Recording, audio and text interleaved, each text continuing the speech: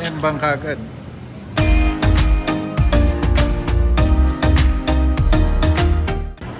Balik tayo ngayon dito sa Brickyard Vertis North.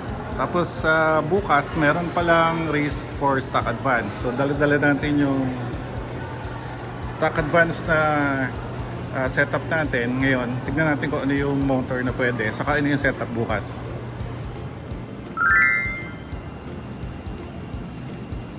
So nakita nyo ngayon yung setup nila for the month of June.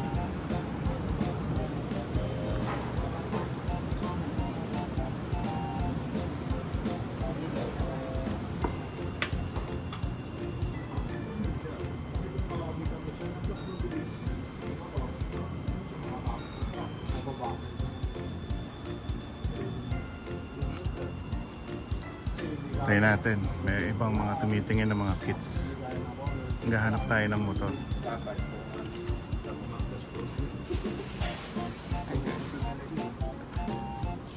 Bro, ano? Tingin tayo ng motor para sa stock advance. Yun. So ano ba normally yung ginagamit ng mga malulupit dyan? Actually sir, tune motor. Okay. Mula red tune hanggang torque tune sir. Okay. Stock advance. So ano, meron na akong Torque Tune 2 kasi. So ano yung ma-recommend mo na ano, rev or atomic? Ano ba yung ano? Meron ka na net sir. Ano ito? Itong J-Cup 2025. Ah, Torque dito sir. Torque Tune 2 din. Yes sir. Okay. So ano yung difference dun sa ordinary na ano? Mas latest to sir. Okay. Kasi yun yung regular natin sir. Sige. Tapos yung atomic, pwede rin yan. Ginagamit din ba nila yan? Ginagamit din sir. Oo. Kung gusto mo pang play safe, atomic ka. Pero kung gusto mong rat-rat, Yung- ayaw mong maiwan. Okay. So yung torque talaga yung ginagamit. Yes sir. O sige, Depende rin, sir. tignan natin yung dalawa. Kuha tayo. Tapos break Depende in pa na lang rin, sir. natin. Kung ano ba medyo technical yung trucks, Okay. kailangan mong... So dun sa mabagal, setup natin ngayon, ito ba yung setup natin for tomorrow? ay secret yun, sir. Ah, secret. Okay. Secret daw, secret. So, pero tignan natin. Tama. Tama naman. So, tignan natin ngayon kung ano. Pero ano, practice muna na. Break in natin yung motor na bibili natin. High speed yan, sir. Okay.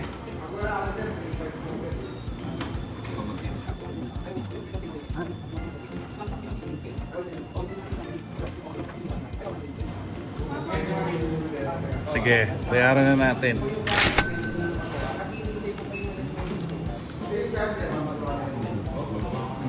Huwag mo na ibalot, be-break in na natin ngayon. Dine in daw, dine in. Dine in.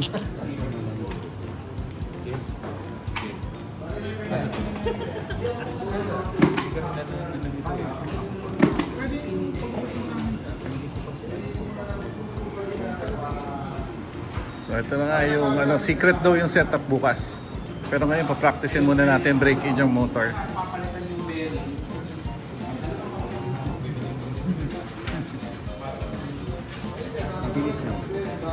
Ba't hindi mo na yun na-series na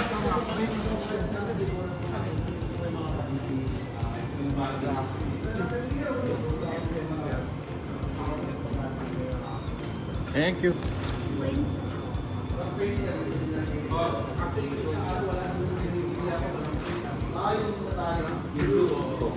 wala pa rin ngayon sa notification. Wala pa may matagal.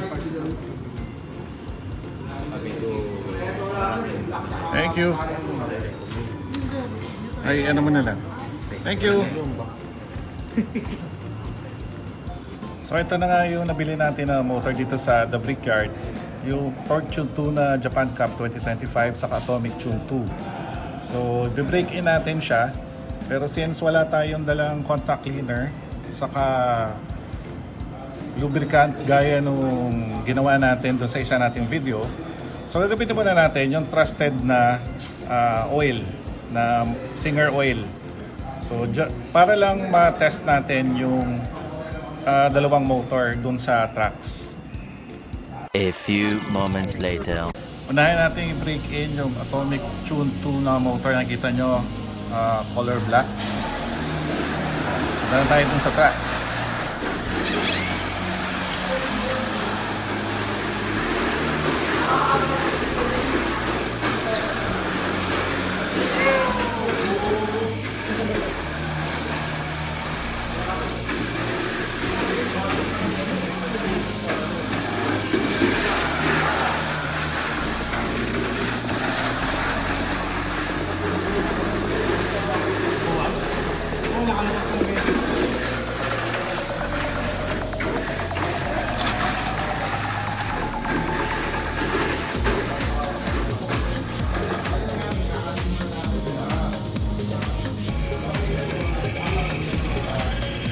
First up.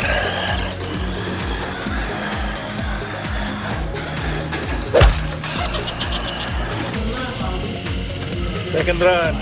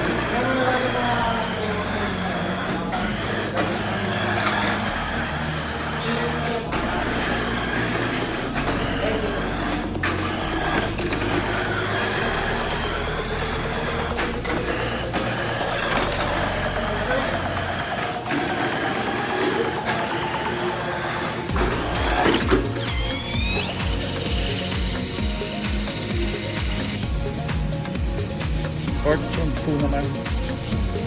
Yung orange sa kita.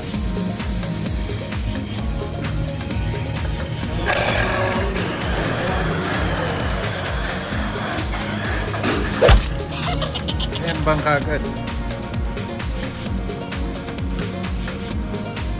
Release mo lang.